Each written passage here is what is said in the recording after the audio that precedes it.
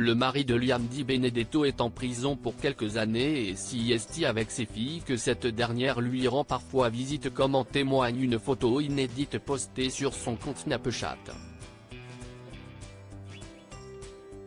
En novembre dernier, après une semaine d'un interminable procès, le verdict était tombé. Le Niçois Christophe Di Cragnan, le mari de Léa Di Benedetto, s'est vu condamné à une peine de 12 ans de prison ferme, ainsi que 50 000 € d'amende pour association de malfaiteurs, trafic de stupéfiants et blanchiment. Si est terrible, ça tombe comme ça, 6 ans après, avec des enfants au milieu. Jamie mon mari plus que tout, sa présence est indispensable, lâchait la jeune femme, le cœur en miettes, sur Snapchat, expliquant ainsi que cette histoire remontait à 6 ans. Une décision extrêmement difficile à encaisser, d'autant plus que les fêtes de Noël approchaient, il sera absent tous les jours, le soir, le matin. Lui raconter ma journée, qu'il me raconte la sienne. Il va y avoir Noël, il ne sera pas là.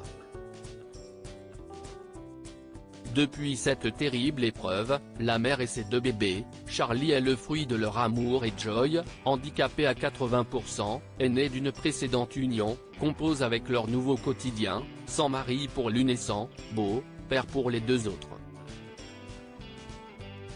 Mais hors de question d'oublier cette figure paternelle pour autant, alors Léa continue de maintenir un lien entre les jeunes enfants et leur papa, tout en menant de front sa vie professionnelle.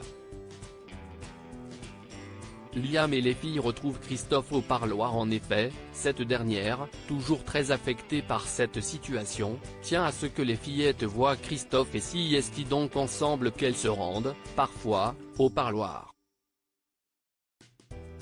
Pour preuve, une photo postée sur son compte Snapchat dimanche 15 octobre 2023.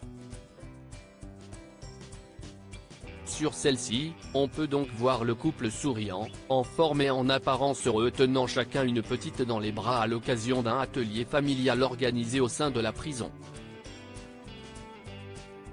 Et de donner quelques détails dans sa légende, une photo au parloir lors d'un atelier avec les enfants. C'était un atelier lecture. La personne en charge de l'atelier nous avait pris en photo et nous l'avait envoyé. Une visite qui remplit sans aucun doute le cœur des filles et des parents qui n'attendent qu'une chose, se retrouver tous les 4 à l'extérieur et non en 4 murs. Diaporama. Voir le diaporama.